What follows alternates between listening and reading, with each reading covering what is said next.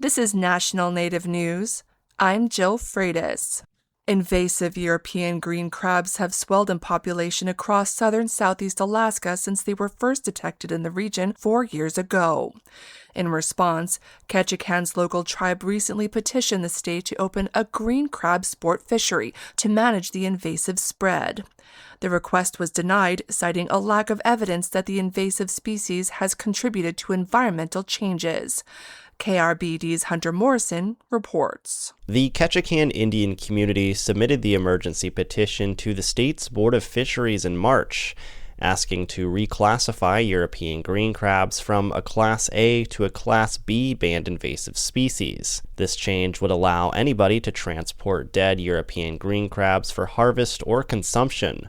Currently, the invasive can only be possessed or transported for scientific or educational purposes by those with a special permit. This isn't an issue that's going anywhere, and it seems to be largely ignored throughout much of the state. That's Emily Halsell, a fisheries and wildlife biologist with Ketchikan's tribal government. The tribe has removed about 1,500 green crabs from Ketchikan beaches so far this year. In its petition to the state, the tribe cites the species' damaging impacts to the local ecosystem and economy. The adaptive critter can burrow and destroy eelgrass beds, which are nurseries for native species like Dungeness crabs and juvenile salmon. So when these crabs come up and they tear up this critical marine habitat, there's cascading population effects. The species was first detected in Alaska in 2022 on Annette Island, south of Ketchikan. They've since reached about 70 miles north, and the number of green crabs detected has increased. Halsell says they can reproduce 2 or 3 times a year and can lay up to 180,000 eggs each time. Halsell believes a change in how the crab is classified in Alaska and opening a sport fishery for them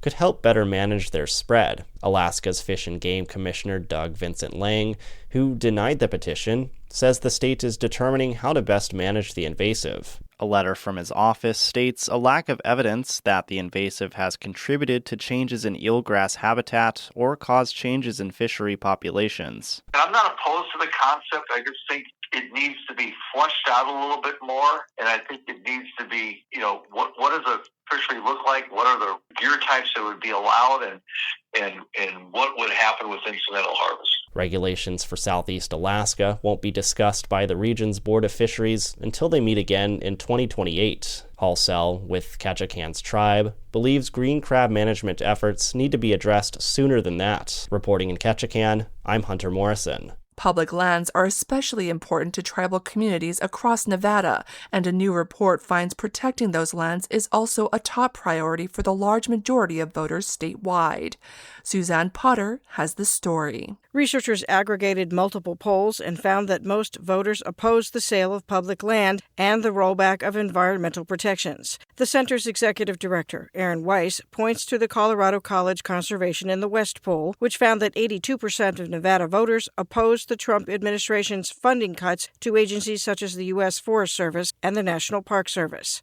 Public lands, waters, and wildlife as a motivating factor in how they vote is worth everyone across the political spectrum keeping in mind as we head into this election season. Last year, proposals from Nevada Congressman Mark Amodei and Utah Senator Mike Lee to sell off public lands were abandoned after they drew a big backlash. I'm Suzanne Potter. And I'm Jill Freitas.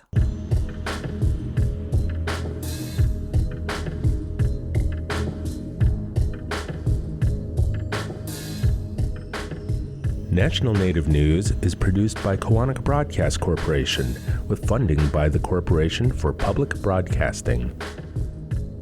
The Indian Arts and Crafts Board promotes Indian artists of federally recognized tribes through its online source directory. Information on this no-charge opportunity available at doi.gov/IACB, who support this program. Support by Sonosky Chambers Law, championing tribal sovereignty and Native American rights since 1976. From opioids litigation to treaty rights to tribal self-governance. With offices in Washington, D.C., New Mexico, California, and Alaska. Sonosky Chambers Law.